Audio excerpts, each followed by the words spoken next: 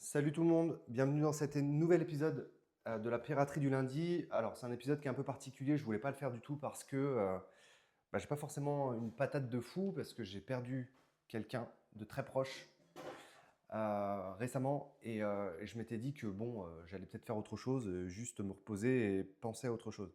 Mais en fait, je me rends compte que, et je sais pas où tu en es par rapport à, je sais que la mort fait peur à beaucoup de gens. En fait, je me suis rendu compte d'un truc et c'est un peu la symbolique qui est liée à la mort. Désolé pour cet épisode, mais c'est important d'en parler, je pense. Quand tu rêves de quelqu'un qui est décédé, souvent c'est le signe de la fin d'un cycle et le début d'un nouveau. Donc c'est le renouveau. La mort, c'est aussi lié au renouveau. Et pour tout te dire, en fait, c'est une personne qui a décidé de partir d'elle-même, quelqu'un de très proche.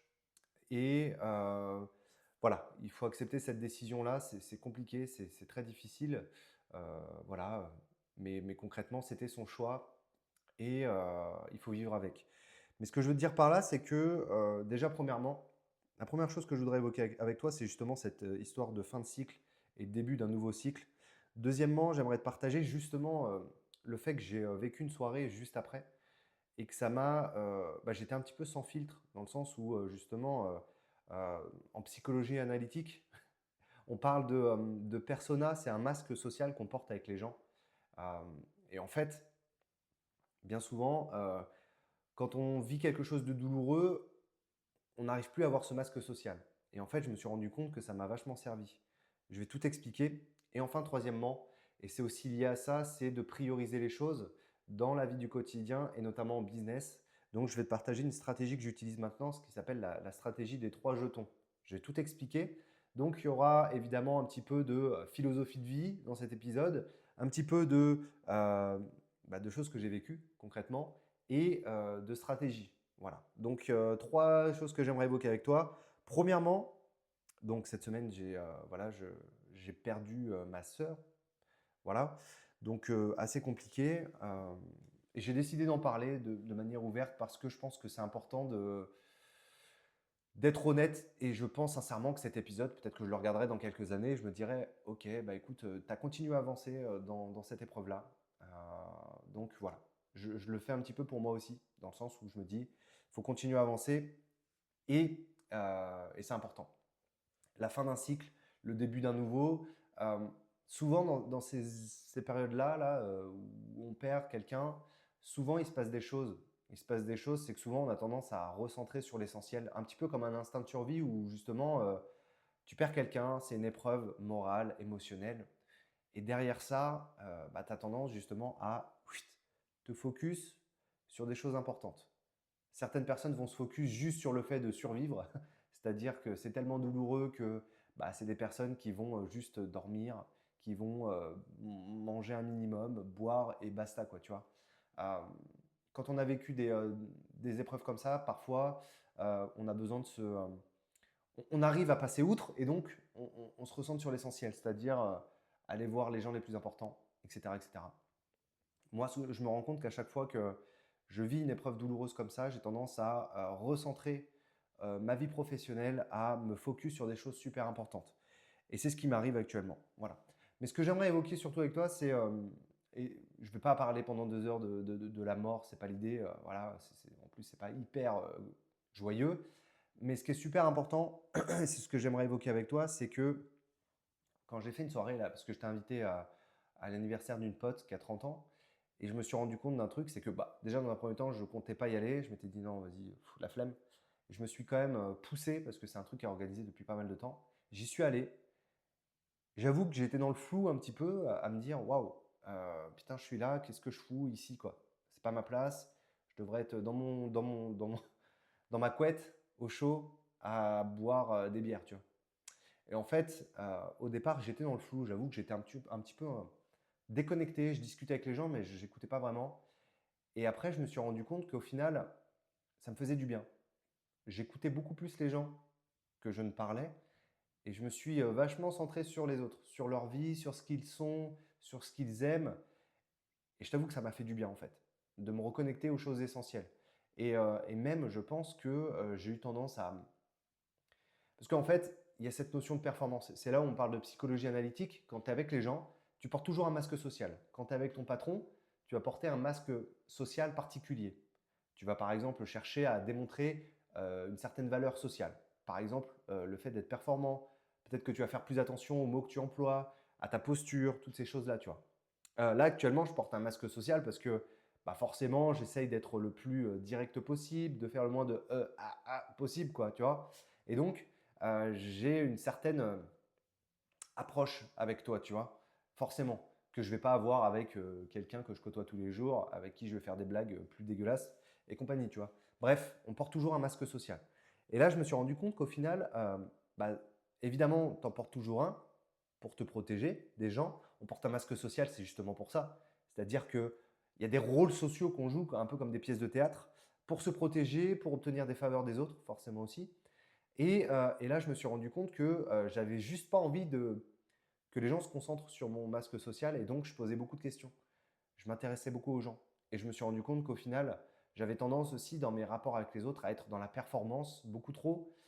Et c'est d'ailleurs pour ça que je fais cette vidéo parce que j'ai vraiment pas envie d'être dans la performance, tu vois.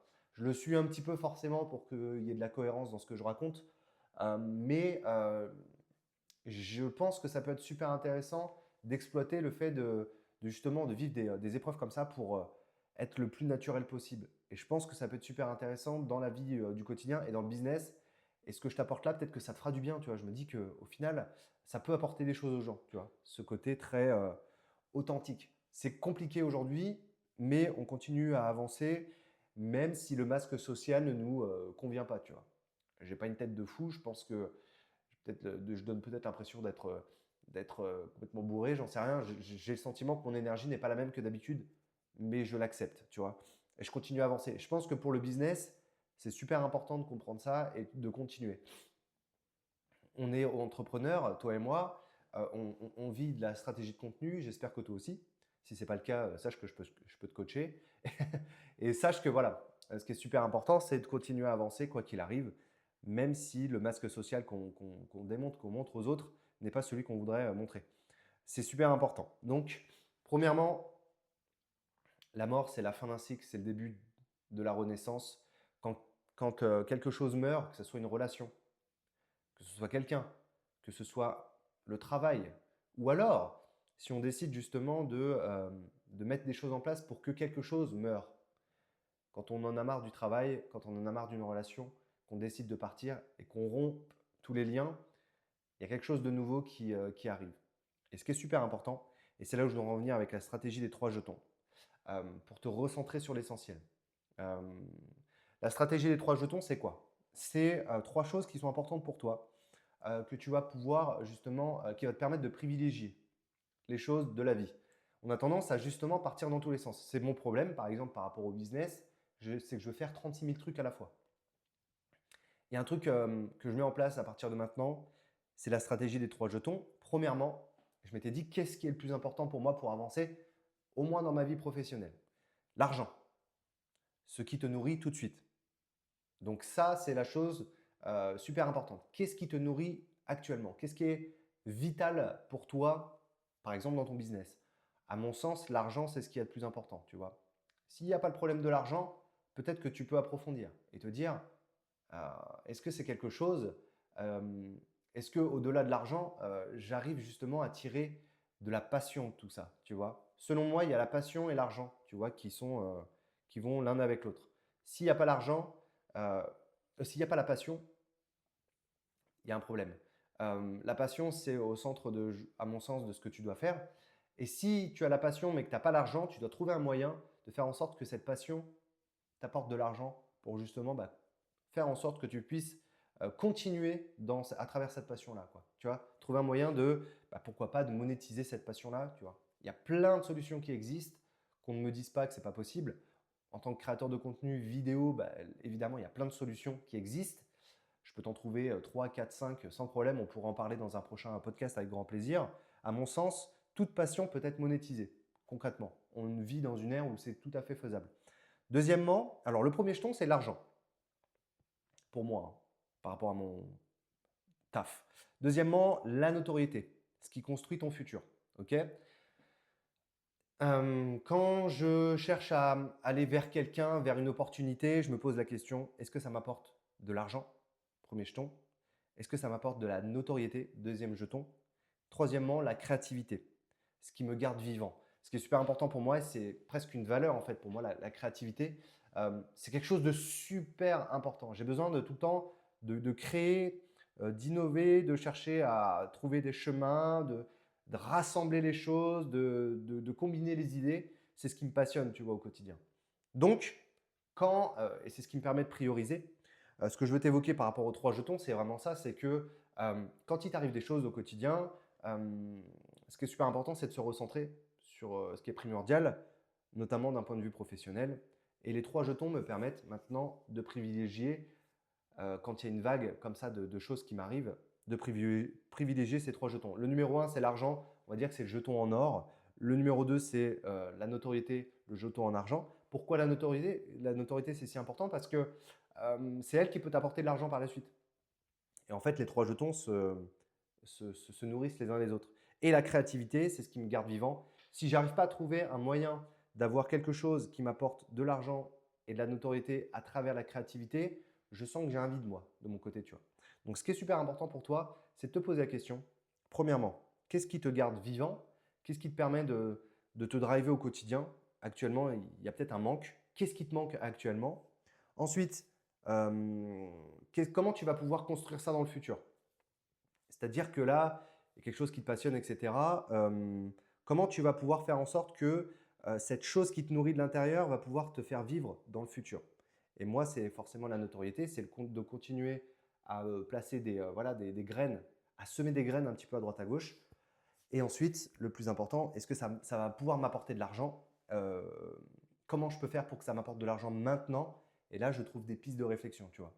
Donc ça, c'est ma stratégie des 3 jetons pour continuer à avancer au quotidien. Si jamais ce n'est pas très clair, tiens-moi au courant, dis-moi ça dans les commentaires. Cette vidéo sera sur YouTube directement. Je ne compte pas forcément trop sur YouTube, mais bon, si ça peut servir, s'il y a 3 personnes qui regardent sur YouTube, coucou, avec grand plaisir. Voilà, je suis content d'être avec vous quand même aujourd'hui, ça me fait du bien. Donc voilà, concrètement, je vis une épreuve compliquée, je le sais. Il faut se recentrer sur l'essentiel. Qu'est-ce qui m'apporte de l'argent? Qu'est-ce qui m'apporte de la notoriété? Qu'est-ce qui m'apporte de la créativité, qui nourrit ma créativité? Euh, Rejeter tout le reste, se recentrer sur l'essentiel, considérer que la mort, c'est le début de quelque chose de nouveau. Il faut réfléchir à ça, se dire comment cette épreuve va pouvoir m'aider à recréer quelque chose de nouveau qui va me nourrir pour le futur. Et troisièmement, le masque social, le fait que parfois on ne va pas forcément très bien. Là, je parle vraiment pour les créateurs de contenu. Notre image est importante, etc. Mais je pense que c'est important de s'en dégager et de considérer que quand tu n'as plus ton masque social, tu peux quand même continuer à avancer et à démontrer et à montrer les choses aux gens. Il ne faut pas que tu aies peur de ça. Et je pense que c'est vraiment vers ça que j'ai envie d'aller, cette authenticité, tu vois. Le fait de montrer beaucoup plus les choses, de ne pas avoir peur de ça, de ne pas avoir peur des critiques, de ne pas avoir peur du fait que les gens disent que mon contenu est moins bien, etc. Ce qui compte, c'est ce qui me nourrit. Et je pense que, tu vois, à travers ça, à travers les épreuves, ça nourrit aussi la créativité. Tu vois, j'aurais pas trouvé tous ces sujets de conversation si justement, j'avais pas eu cette épreuve de vie. Donc voilà. Se nourrir du malheur aussi, je pense que c'est super important. Il faut continuer à avancer. Je pense qu'il n'y a pas de noir sans blanc, il n'y a pas de blanc sans noir dans la vie. Je pense que c'est super important d'accepter l'obscurité et que la lumière ne peut pas jaillir s'il n'y a pas d'obscurité en fait. Putain, c'est beau ça. On va conclure sur ça. Bisous tout le monde. À très bientôt, c'était la piraterie du lundi. Ciao.